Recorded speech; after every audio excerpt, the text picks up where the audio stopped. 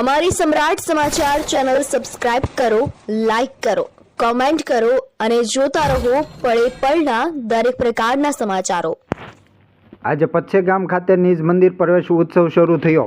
આજે કથાના પહેલા દિવસે આશરે 80,000થી વધુ લોકોએ કથા અને પ્રસાદીનો લાભ લીધો હતો। મુરલીધર દાદાની આરાધનામાં સાંસદ શક્તિસિંહ ગોહિલ પણ ઉપસ્થિત રહ્યા હતા। પચ્છેગામ ખાતે મિની દ્વારકાનું નિર્માણ થવા જઈ રહ્યું છે। મુરલીધર દાદાની આરાધનામાં સાંસદ શક્તિસિંહ ગોહિલ પણ જોડાયા હતા। વ્યવસ્થાપકો દ્વારા કુશળ વ્યવસ્થાપન ગોઠવવામાં આવી છે। ભાઈ શ્રી રમેશભાઈ ઓઝા દ્વારા ભાગવત કથાનો આજે પ્રારંભ કરવામાં આવ્યો હતો અને હજારોની સંખ્યામાં ભાવિ ભક્તો કથા રસપાન કરવા માટે મોટી સંખ્યામાં ઉમટ્યા હતા। એક સાથે તાલુકાના 54 ગામના લોકોએ પ્રસાદી ગ્રહણ કરી હતી। આ કાર્યક્રમમાં બ્લડ ડોનેશન કેમ્પ સહિત વિવિધ સેવાકીય કાર્યો કરવામાં આવી રહ્યા છે। मुखप्रक्षालनं समर्पयामि वदनाम्बुजे आचमनीयं समर्पयामि करोद्वर्तनाय जन्तदेव सानि धर्माणि प्रथमान्यासन्न देहनागं महिमाना सदङ्गय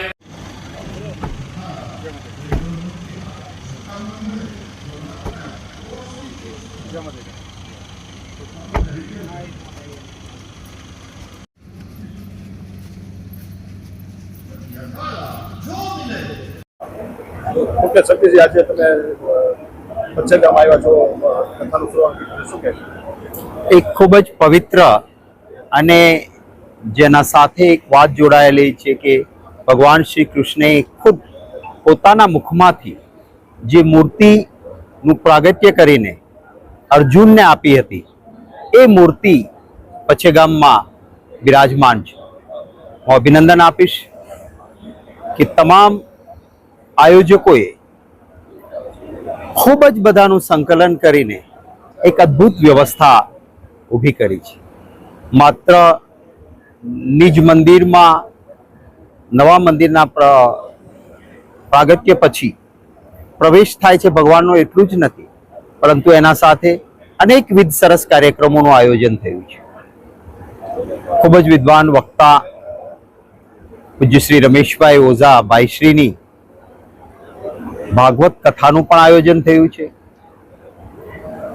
તપસ્વી સંત પૂજ્ય શ્રી લાલબાપુ પોતે અહીં પધારવાના છે 26 તારીખે અને એઓના સાનિધ્યમાં વ્યસન મુક્તિનું કામ પણ અને પૂજ્ય બાપુએ વ્યસન જે છોડે એને પોતાની સાધનામાંથી પુણ્ય આપવાનું પણ કહ્યું છે। ત્યારે વ્યસન મુક્તિ એ ખૂબ અદ્ભુત કામ, એના સાથોસાથ યજ્ઞનું આયોજન પણ અહીંયા આગળ થયું છે।